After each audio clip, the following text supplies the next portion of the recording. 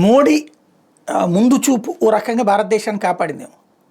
Dollar dollar dollar ప్రతి దాంట్లో dollar dollar డామినేషన్తో భారత ఆర్థిక వ్యవస్థకి ఒక చోదకంగా అమెరికానే తయారయ్యే పరిస్థితులలో తీసుకొచ్చినటువంటి యూపీఐ ట్రాన్సాక్షన్స్, అమెరికన్ వేసాని దాటి ఇప్పుడు మన రూపే ట్రాన్సాక్షన్స్ క్రమక్రమంగా ఇవాళ లక్షల కోట్ల రూపాయలు, రూపాయి కాదు రెండు కాదు లక్షల కోట్ల రూపాయలు, అట్లాగే ప్రపంచంలో హయ్యెస్ట్ ట్రాన్సాక్షన్స్ యూపీఐ ట్రాన్సాక్షన్సే ఈ స్థాయిలో జరుగుతున్నాయి.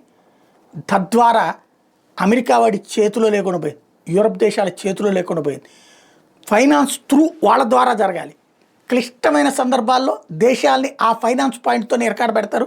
స్విఫ్ట్ పద్ధతిని ఆపి రష్యాని ఎంత ఇబ్బంది పెట్టారో చూసాం. ఇది మోడీ ముందే ఊహించాడు. అందుకనినే యూపీఐ ట్రాన్సాక్షన్స్ తీసుకొచ్చాడు. Visa transactions, Google pay transactions వీటన్నిటి కూడా త్రూ యూపీఐ అన్నటువంటి.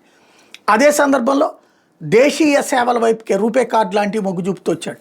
తద్వారా అమెరికా ఎత్తుకి పై ఎత్తు ముందుగానే వేయడం అన్నటువంటిదే ఇప్పుడు అమెరికా లాంటి వాళ్ళకి నచ్చంది.